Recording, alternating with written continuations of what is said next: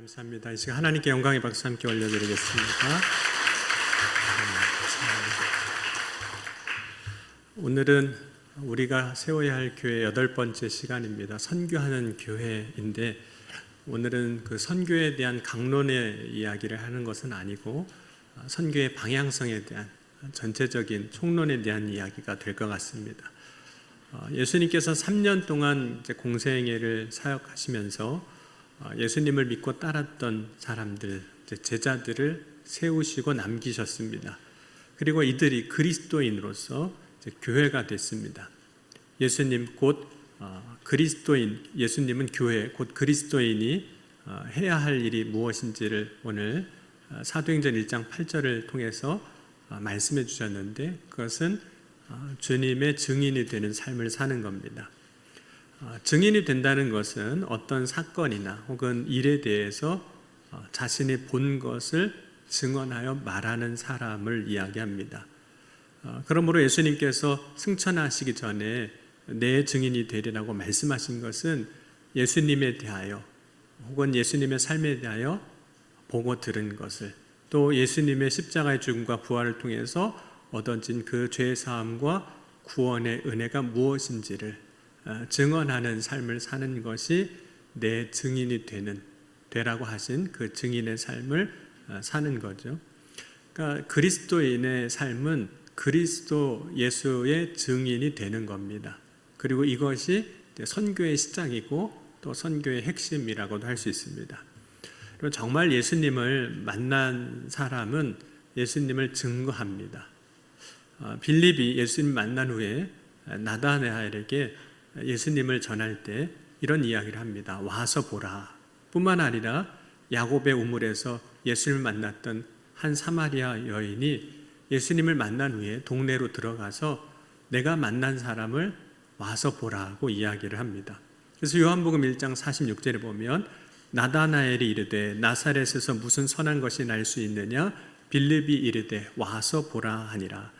또 요한복음 4장 28절에서 30절에 여자가 물동이를 버려두고 동네로 들어가서 사람들에게 이르되 내가 행한 모든 것을 내게 말한 사람을 와서 보라. 이는 그리스도가 아니냐 하니 그들이 동네에서 나와 예수께로 오더라. 부활하신 예수를 만났던 사도 바울은 자신을 향한 그 부르심의 소명이 무엇인지를 확신한 후에 즉시 예수님을 그리스도라고 증거를 했습니다. 그래서 사도행전 9장 20절과 22절에 보면 즉시로 각 회당에서 예수가 하나님의 아들이심을 전파하니 사울은 힘을 더 얻어 예수를 그리스도라 증언하여 다메섹에 사는 유대인들을 당혹하게 하니라. 예수님을 증거하는 삶, 내가 만난 예수님을 증거하는 삶이 이제 그리스도인의 삶입니다. 그리고 예수님을 증거하는 그 일이, 삶이 결국은 선교인 거죠. 선교의 시작입니다. 우리가 선교라는 말을 할 때 혹은 들을 때 솔직히 부담스러운 것도 사실이에요. 왜냐하면 선교라고 할 때 그 일에는 뭔가 대단한 일이 있어야만 하는 그런 느낌이 있기 때문에 그렇죠. 선교를 하려고 한다면 내가 결단해야 하고 혹은 포기하고 혹은 각오해야 하는 것들이 있어야 한다라고 생각합니다. 실제로 선교라고 불리는 일을 하려면 또 그러한 일들이 되려면 우리 안에 결단이 있어야 되고 각오가 있어야 되고 때로는 포기가 있어야 됩니다. 그것 없이 되지는 않거든요. 하지만 하나님이 원하시는 것은 어떤 결단과 포기 그리고 각오를 통해서만 되는 것이 아니라 우리의 삶에서 자연스럽게 먼저 되어지는 선교를 원하시는 거예요. 선교가 자연스럽게 된다는 것은 우리가 살아가는 삶이 복음을 전하는 일이 되는 것을 의미합니다.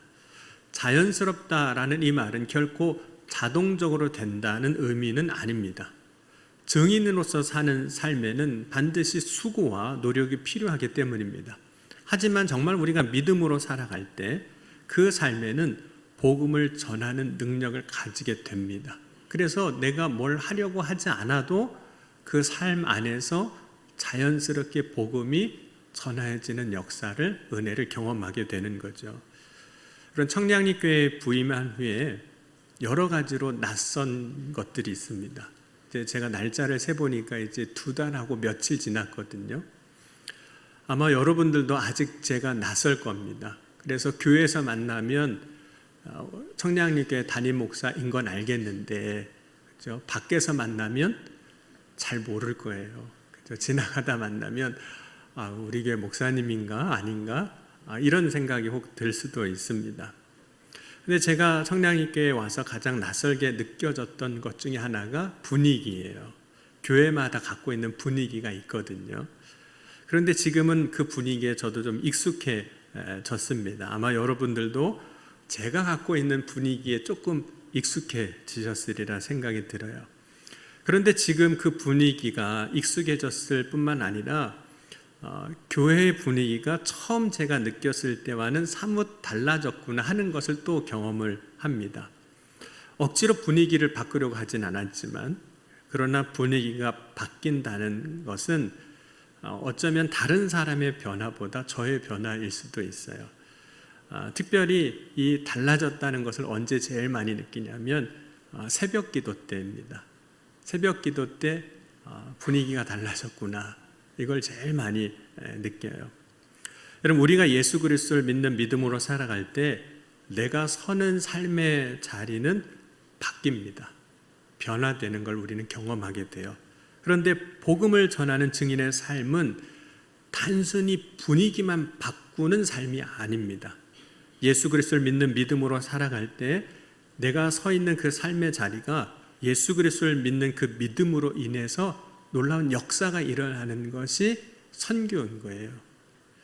이때 우리의 변화는 내가 막 힘써서 애써서라기보다는 내 안에 계신, 우리와 함께 계신 주님이 그렇게 역사해 주신 결과인 겁니다. 여러분, 하나님의 아버지 그 뜻을 따라 세상에 예수님께서 육신을 입고 오셨습니다. 이것이 선교라는 것의 큰 개념이에요. 예수님이 오셨다. 아버지의 뜻을 따라 오셨다. 여러분, 예수님이 이 땅에 육신을 입고 오심으로 인해서 세상이 바뀌었습니다. 자, 아버지의 보내심을 받고 오신 성령이 우리 안에 오심으로 인해서 우리가 변화되는 거예요. 이것이 하나님이 인간의 역사 안에, 그리고 우리의 개인의 삶에 예수님을 통해서 혹은 성령을 통해서 그 보내심을 통해서 행하신 선교라는 의미입니다. 이러한 선교가 우리의 삶을 통해서 또한 계속 되어지는 거죠. 그것이 우리가 살아가야 할 그리스도인의 삶입니다. 하나님이 예수 그리스도를 통해서 이루신 그 선교가, 성령을 통해서 이루신 선교가 우리의 삶을 통해서도 이 땅에서 계속 이루어져야만 하는 거죠. 그럼 모든 교회의 역사는 하나님의 선교의 역사입니다. 모든 교회 안에 경험하는 어떤 세세한 사건들, 하나님이 어떻게 선교하셨는지에 대한 증거입니다. 그럼 한국교회 역사 역시 하나님이 세우신 사람들, 주님을 진정으로 만난 사람들을 통해 이루어진 선교의 역사예요. 그리고 우리 교회 역사 역시 그러한 관점에서 보면 선교의 역사입니다. 이 지역을 향한 하나님의 선교의 역사이고, 교회 공동체 안에 있는 성도들을 향한 하나님의 선교의 역사인 겁니다. 그리고 앞으로 우리에게도 주신 사명이 있는데, 그것은 또 다음 세대를 향한 선교의 역사의 사명을 우리에게 주신 겁니다. 그러면 선교는 이렇게 이루어집니다. 먼저는 나의 삶의 자리에서 내가 만난 예수님을 증거하는 증인의 삶을 살아가면서 이루어지는 거예요. 내가 증인의 삶을 살고자 한다면 제일 먼저 내가 주님을 만나야 되는 거죠. 만나야 주님이 이렇다, 주님의 은혜가 이렇다 전할 수가 있는 겁니다. 주님을 만나지 않고 우리가 증언한다면 그것은 거짓 증언이 되겠죠. 안 만났는데 만난 것처럼 얘기하는 거니까. 그저 이런저런 이야기를 하는 것뿐일 겁니다. 예수님의 증인이 되는 이야기를 하는 것이 아니라 결국은 자기 이야기를 하는 것에 불과하겠죠. 여러분은 주님을 만나셨습니까? 아리까리 하세요. 만났나 안 만났나. 주님을 만났다는 것은 뭘 의미하는 걸까요? 사도 바울이 다메섹으로 가는 중에 이제 부활하신 예수님을 만납니다. 그때 이제 바울이 이런 고백을 했어요. 고린도전서 15장 4절 이후의 말씀 보면 장사 지낸 바 되셨다가 성경대로 사흘 만에 다시 살아나서 게바에게 보이시고 후에 12 제자에게와 그 후에 500여 형제에게 일시에 보이셨나니 그 중에 지금까지 대다수는 살아있고 어떤 사람은 잠들었으며 그 후에 야고보에게 보이셨으며 그 후에 모든 사도에게와 맨 나중에 만삭되지 못할 난 자 같은 내게도 보이셨느니라. 그래서 주님을 만났다라는 그 고백을 보이셨다, 주님이 우리에게 나타나 보이셨다라는 표현을 써서 이야기를 하고 있습니다. 그러니까 본 사람은 본 걸 증언할 수 있는 거죠. 주님이 보여주셨으니까 내가 이걸 봤다라고 이야기할 수 있는 겁니다. 그런데 사도 바울이 부활하신 예수님을 만났다고 할 때 그 만남은 다른 제자들이 부활하신 예수님을 만나는 것과 혹은 육신으로 이 땅에 오신 예수님을 만나는 것과는 달랐습니다. 여러분, 예수님이 승천하시기 전에 사람들이 예수님을 만나는 것은 성육신하신 예수님을 만나는 거예요. 부활하신 주님을 만나는 것도 영화로운 몸을 입고 계신 예수님을 만나는 것이었습니다. 그런데 사도 바울이 예수님을 만났다라고 할 때, 주님이 나에게도 보이셨다고 할 때 그 만남은 적어도 몸을 입고 계신 예수님이 아니셨어요. 육신을 입고 계신 예수님 혹은 부활의 영화로운 몸을 입고 계신 예수님이 아니었습니다. 실제로 다메섹으로 가다가 바울이 부활하신 예수를 만났을 때 하늘에서 빛이 있었어요. 빛이 사울을 둘러싸고 있는 것을 보았습니다. 그런데 그것 외에는 아무것도 보지 못했어요. 사울 역시 마찬가지였습니다. 아무것도 볼 수가 없었습니다. 왜냐하면 그 순간 사울은 시력을 잃어버립니다. 3일 동안 앞을 보지 못하게 돼요. 다만 그때 사울에게 들리는 소리가 있었습니다. 그래서 사도행전 9장 3절에서 9절까지 말씀 보면 이렇게 말씀을 하고 있어요. 사울이 길을 가다가 다메섹에 가까이 이르러니 호련히 하늘로부터 빛이 그를 둘러 비추는지라. 땅에 엎드러져 들음에 소리가 있어 이르되 사울아 사울아 내가 어찌하여 나를 박해하느냐 하시거늘 대답하되 주여 누구시니까? 이르시되 나는 내가 박해하는 예수라. 너는 일어나 시내로 들어가라. 내가 행한 것을 내게 이를 자가 있느니라 하시니 같이 가던 사람들은 소리만 듣고 아무도 보지 못하여 말을 못하고 서 있더라. 사울이 땅에서 일어나 눈을 떴으나 아무것도 보지 못하고 사람의 손에 끌려 다메섹으로 들어가서 사흘 동안 보지 못하고 먹지도 마시지도 아니하니라. 그래서 사울이 부활하신 주님을 만났을 때에는 본 게 아니에요. 못 봤습니다. 그래서 보지 못했다, 아무것도 보지 못했다라고 이야기를 하는 거예요. 다만 그때 소리가 들렸습니다. 그러니까 부활하시고 승천하신 그 예수님께서 사울을 어떻게 만나주셨냐면 보는 것을 통해서 만나주신 것이 아니라 듣는 것을 통해서, 소리를 통해서 만나주시는 거예요. 곧 나에게 말씀하시는 것을 사울은 들은 겁니다. 그러니까 우리가 주님을 만났다고 할 때 주님을 만나는 경험은 어떤 것이냐면 나에게 말씀하시는 주님의 음성을 듣는 거예요. 그것이 주님을 만나는 사건이 되는 겁니다. 그런데 그때 사울에게 있어서 이렇게 말씀하시는 것이 나에게 말씀하신다라는 것으로 너무 분명한 거예요. 그래서 나에게 말씀하시지 않았다라고 부정하거나 부인할 방법이 없었습니다. 이건 나에게 말씀하시는 거구나. 그럼 부활하신 주님을 만나는 것은 지금도 나에게 주시는 음성을 듣는 겁니다. 이 음성은 우리의 육신의 귀로만 듣는 것이 아니라 내 내면의 마음에 주님이 말씀하시는 것을 듣는 거예요. 사울이 주님의 음성을 들을 때 그것은 사울에게 말씀하시는 걸 듣는 겁니다. 그럼 오늘도 마찬가지입니다. 주님을 만나는 것은 오늘 나에게 말씀하시는 것을 통해서 만나는 거예요. 근데 그 소리를 들은 사람은 들은 소리로 인해서 자신의 삶에 놀라운 역사가 일어나는 것을 이제 경험을 하는 겁니다. 여러분, 주님을 만나면 삶이 반드시 바뀝니다. 변화가 있어요. 이 변화는 그 삶 자체가 그냥 바뀌는 거예요. 인생의 방향도 바뀌고 목적도 바뀝니다. 가장 중요하게 생각했던 자신의 생각, 신념 그것조차도 바뀌는 거예요. 여러분 사울의 경우를 보면 예수님을 만나기 전에는 예수를 박해하는 사람이었지만 이제는 주님을 만나고 주님을 증거하는 자가 되는 거죠. 얼마나 많이 변했는지 모릅니다. 다른 사람이 그 변한 걸 보고 당황할 정도로 어떻게 사람이 이렇게 바뀔 수 있나 당황할 정도로 변했어요. 여러분 예수님을 만난 사람의 변화는 자연스럽게 자신이 만난 예수님을 다른 사람에게 증거하는 거예요. 여러분 전도하는 게 어렵잖아요. 근데 정말 주님을 만나면 하지 말라고 해도 하는 거예요. 그게 선교라는 거예요. 그럼 보통 우리는 이것을 이렇게도 표현을 합니다. 간증이라는 말로도 표현하고 혹은 이제 전도라는 다른 말로도 이제 정의하기도 해요.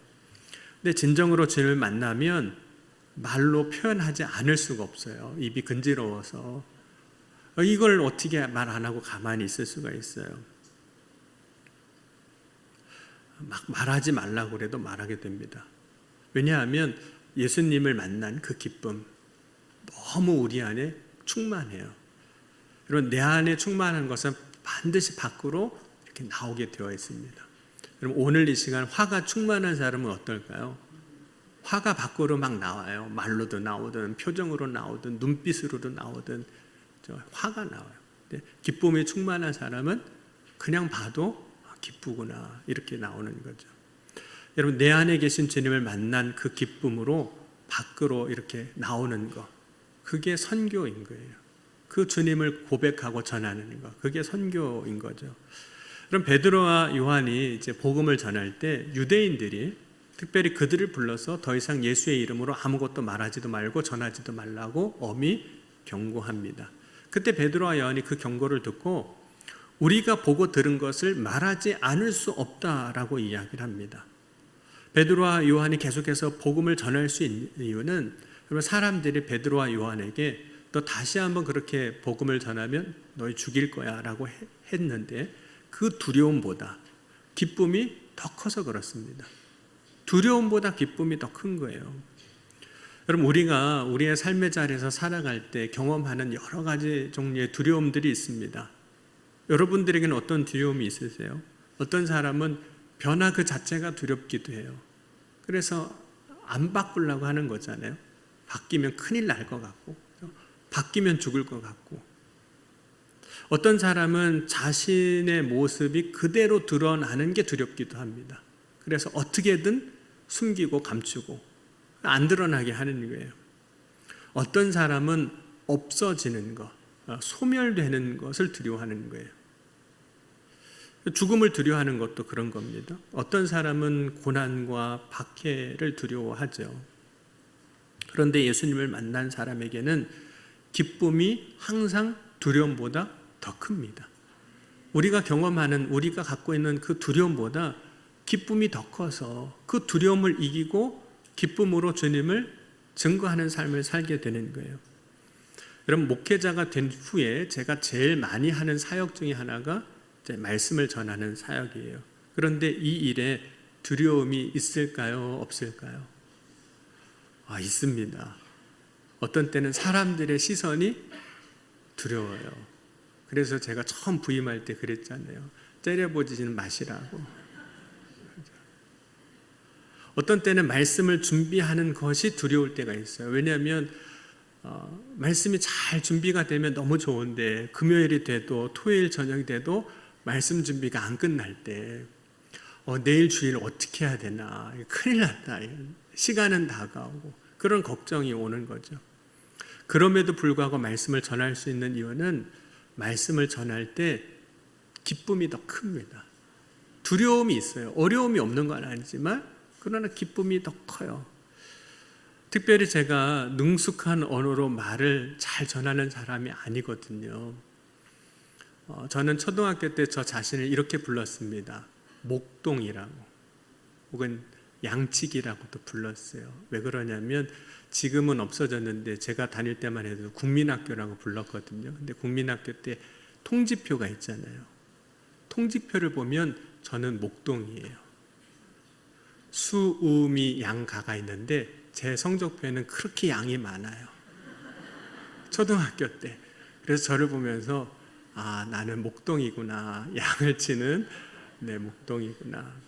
그러니까 제가 뭐 대단하게 뛰어난 그런 사람이 아닌 거죠. 말을 잘하는 것도 아니고. 그러나 주님이 주시는 사명을 이루고 또 순종하며 나아갈 때 그 두려움보다는 나중에 기쁨이 더 큰 겁니다. 그러니까 그 기쁨 때문에 또 서고, 그 기쁨 때문에 또 감당하고, 그 기쁨 때문에 지금까지 이제 목회의 사역을 할 수 있었던 거죠. 여러분, 오늘 이 시간 우리가 해야 할 일은 나의 삶의 자리에서 내가 만난 예수님을 증거하는 겁니다. 그것이 우리가 먼저 해야 할 선교예요. 그런데 내가 만난 예수님을 증거하는 삶을 시작할 때 또한 예수님을 만난 사람들이 해야 할 일이 있는데, 그것은 이 믿음의 증인들을 다른 삶의 자리로 보내는 일을 해야 되는 겁니다. 곧 증인을 파송하는 일이에요. 그것을 이제 우리는 보통 일반적으로 선교라고 이야기하죠. 특별히 다른 삶의 자리, 이제 타 문화권이 될 수도 있습니다. 아직 예수를 알지 못하고 아직 예수를 믿지 않는 사람들이 있는 곳, 그것이 다른 삶의 자리, 타 문화일 수도 있어요. 예수님은 땅끝까지 이르러 내 증인이 되라고 하셨는데 땅끝이 다른 삶의 자리를 의미한다고도 할 수 있습니다. 물론 요즘은 이 타 문화에 대한 정의가 좀 많이 다릅니다. 여러분, 요즘 젊은 세대들을 여러분 이해하실 수 있으시겠어요? 도무지 이해가 안 되시죠? 문화가 다른 거예요. 그러니까 같은 시대, 같은 지역에서 살면서도 문화가 다른 세대가 있습니다. 그것도 어떻게 보면 타 문화예요. 우리와는 다른 타 문화. 거기에도 우리가 복음을 전할 사명이 있습니다.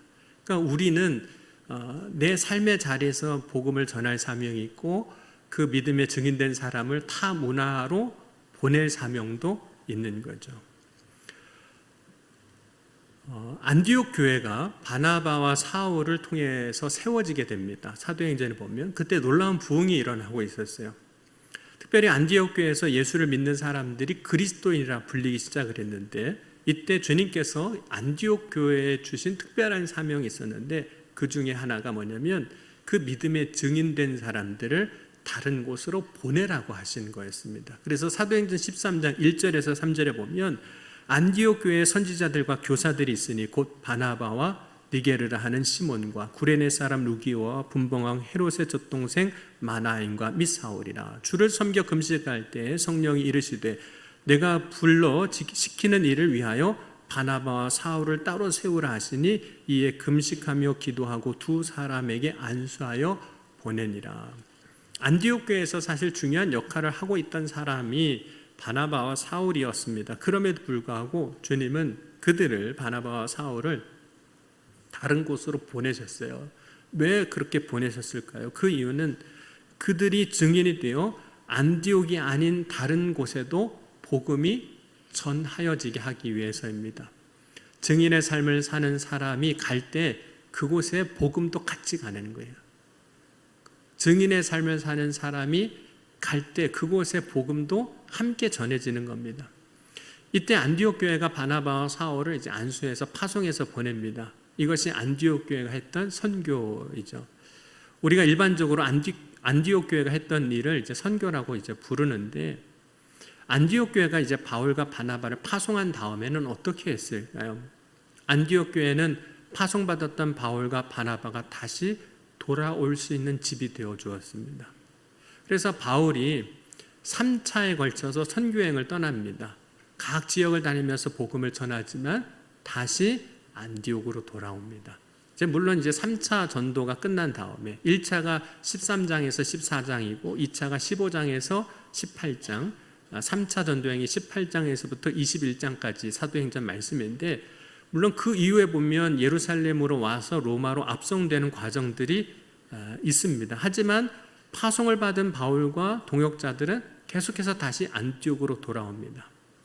안디옥 교회는 보냄을 받은 사람들이 다시 돌아와서 안식하고 힘을 얻는 곳이 되어주는 거죠. 그래서 다시 안식하고 힘을 얻어서 또 보냄을 받아 가는 겁니다. 여러분, 예배를 마치고 돌아가는 여러분들은 세상을 향하여 교회의 파송을 받는 겁니다. 교회는 성도들이 세상에서 지치고 힘들었지만 다시 돌아와 힘을 얻고 안식하는 곳입니다. 교회는 교회에서 힘을 얻은 성도들을 또한 다시 세상을 향하여 보내는 거예요. 그러니까 여러분 오늘 이 시간 예배 마치고 마지막 축도 끝나면 여러분들은 다 파송을 받는 거예요. 세상으로 파송받는 겁니다. 그게 여러분이 선교의 삶을 사는 거예요. 내 직장으로 가서, 안 믿는 가정에 가서 내가 복음의 증인으로 살아가는 그 삶을 살아갈 때 주님이 그 가운데 역사해 주실 걸 믿고 사는 것. 이게 선교사의 삶을 여러분 가정에서 살아가는 겁니다. 여러분 우리 교회에 파송 선교사님들이 계시거든요. 앞으로 선교사를 파송하는 일을 이제 계속 하게 될 겁니다. 또 내년에는 이제 단기 선교도 갈 거예요. 여러분들이 많이 신청하셔서 또 선교사를 도우며 또 선교가 무엇인지 그 짧은 기간의 사역이지만 또 배우게 될 겁니다. 그런데 이러한 일들을 통해서 교회가 감당해야 할 선교적 사명이 이루어지는 거예요. 파송을 받은 이들이 복음의 증인되어서 가는 곳에 그들 안에 계신 예수 그리스도를 전하게 될 겁니다. 여러분 오늘 우리 교회가 증인을 파송하기 위해서 해야 할 일이 있는데 어떤 일을 계획하는 것도 중요하지만 계획하고 실행한 일을 계속하는 것, 지속적으로 그 일을 감당하는 것도 중요합니다. 왜냐하면 선교는요 그냥 이벤트가 아니거든요. 여러분 한국교회의 성장 역시 선교의 역사입니다. 한국교회가 선교사를 통해서 세워지고 오늘까지 왔어요. 지금은 이제 한국교회가 자립하고 스스로 설 수 있을 만큼 성장했고 또 선교사를 파송하는 교회가 됐습니다.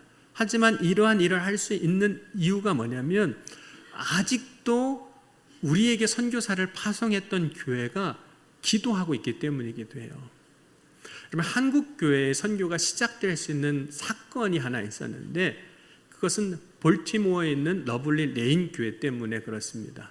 이 러블리 레인 교회는 1772년에 볼티모어에 모여있던 감리교인들이 처음 예배초소로 마련했던 장소입니다. 그래서 그때에는 이제 러블리 레인 미팅하우스라고 불렸던 곳이에요. 근데 그곳에서 미국 감리교회 어머니 교회로 불리는 이제 러블리 레인 교회가 시작이 된 겁니다. 1784년 12월에 감리교 최초 연회가 열립니다. 크리스마스 연회라고 하는데 그 연회가 이제 러블리 레인 교회에서 열리게 됩니다. 그래서 감리교회가 거기서 출발을 하게 돼요. 그런데 1883년에 이 교회 담임 목사로 부임했던 가우처 목사님이 계셨는데 이분이 9월 6일 날 워싱턴 DC로 가는 기차를 타고 가고 있었습니다. 그런데 그 기차 안에 마침 누가 있었냐면 5명의 조선에서 보내진 보빙 사절단이 있었어요. 이 가우처 목사님이 그 5명의 보빙 사절단을 만나게 되고 그들과 이야기하면서 이 조선 땅에 아직 복음이 들어가지 않았다는 사실을 알게 됩니다. 그래서 그 이후에 이 가우처 목사님이 교회에 와서 그 사실을 이야기하고 이제 선교사를 파송하게 되는데 그때 맥클레이를 통해서 처음 선교가 시작이 돼요. 물론 지금처럼 교회를 세우고 이런 것은 아니었습니다. 그리고 러블리 레인 교회를 통해서 파송받은 또 다른 선교사가 있는데 스크랜튼입니다. 이 스크랜튼을 통해서 상동교회가 세워지고 정동교회 안에 병원이 세워지고 나중에 이 스크랜튼의 어머니 선교사 스크랜튼 대부인이라는 사람을 통해서 이화여대가 세워집니다. 이화학당이 이제 세워지게 되는 거예요. 그래서 그 러블리 레인 교회가 이제 한국 선교의 출발점이 되었던 건데 2012년도에 이 러블리 레인 교회를 방문하게 됐습니다. 방문을 했는데 한 80세가 넘은 할머니, 거기는 이제 저희랑 직제가 다르니까 할머니 이제 하시는 분이 저희를 환영해 주셨는데 한국 교회에서 왔다고 그러니까 너무 반가워 하시는 거예요. 그러면서 한국 교회에서 왔다고 본인이 파이프 오르간을 연주해 주셨어요. 파이프 오르간 연주자이기도 하셨거든요. 연주를 해 주시면서 이 교회의 역사에 대해서 쭉 이야기하고 그 지하에 내려가면 한국 교회 선교 역사가 있습니다. 한국교회 선교사들이 보낸 선교 편지도 있고 그 선교사님들의 역사가 그 교회 지하에 이렇게 박물관처럼 되어 있는데 그러면서 그분이 그런 이야기를 하시는 거예요. 우리가 한국에 선교사를 파송했는데 아직도 한국 교회를 위해서 우리 교회는 기도하는 모임이 있습니다. 아니, 우리는 이미 스스로 설 수 있는 만큼 다 섰어요. 그리고 선교사도 파송하는 교회들입니다. 그런데도 지금까지 한국 교회를 위해서 계속 기도하고 있다는 거예요.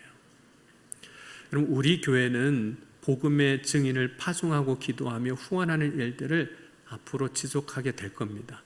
먼저 복음의 증인이 되어 삶의 자리에서 복음을 증언하는 저와 여러분이 되어질 수 있기를 주의 이름으로 간절히 축원합니다. 그리고 그러한 복음의 증인들을 세워서 다른 문화로 혹은 다른 삶의 자리로 보내는 선교사를 세워나가는 교회가 되어야 할 줄 믿습니다.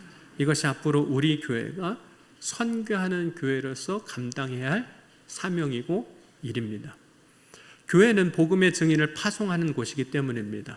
여러분, 선교하는 교회로 설 때 주님은 그 교회를 통해서 놀라운 부흥의 역사도 경험하게 하여 주실 줄 믿습니다. 또한 선교하는 교회로 설 때 주님이 맡겨주신 사명을 이루어 감으로 우리의 교회가 주님의 마음을 기쁘게 하고 주님의 마음을 시원하게 하는 그런 교회로 세워지게 하여 주실 줄 믿습니다. 저와 여러분이 믿음의 증인으로, 복음의 증인으로 세워져 나갈 수 있기를 주의 이름으로 간절히 축원합니다. 우리 주신 말씀 붙잡고 함께 기도하시겠습니다.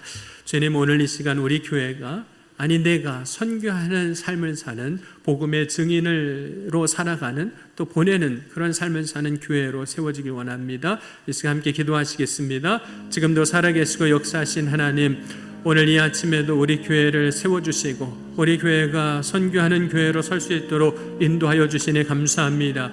내가 복음의 증인으로 서겠습니다. 복음의 증인으로 선 성도들을 하며 파송하며 하나님이 기뻐하시는 그 복음이 온 땅에 땅끝까지 이르러 아버지 전하는 놀라운 사명을 감당하는 교회로 서게 하여 주옵소서. 그리하여 주님의 기쁨이 되게 하시고 주님의 아버지 마음을 시원하게 하는 하나님이 기뻐하시는 교회로, 정량리 교회로 설 수 있도록 주님 역사하여 주옵소서. 이 시간 주님께서 우리에게 말씀을 주시고 은혜를 주신 줄 믿습니다. 이 말씀 붙잡고 다시금 믿음으로 서게 하여 주옵소서. 이 은혜를 붙잡고 온전히 나의 삶의 자리에서 복음의 증인으로 살아갈 수 있도록 역사하여 주시옵소서. 주여 역사하실 것을 믿습니다.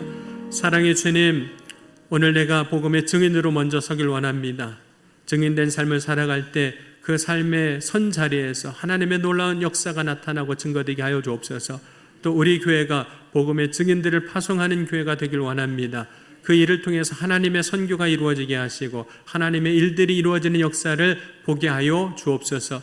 나를 사용하여 주시고 우리 교회를 사용하여 주셔서 하나님의 그 기쁘신 놀라운 뜻이 성취되고 이루어지는 역사를 보게 하여 주옵소서. 주님께서 이 아침에 우리의 고백 가운데, 우리의 믿음 가운데 친히 행하여 이루어 주신 것을 믿사오며 예수님의 이름으로 간절히 기도하옵나이다. 아멘.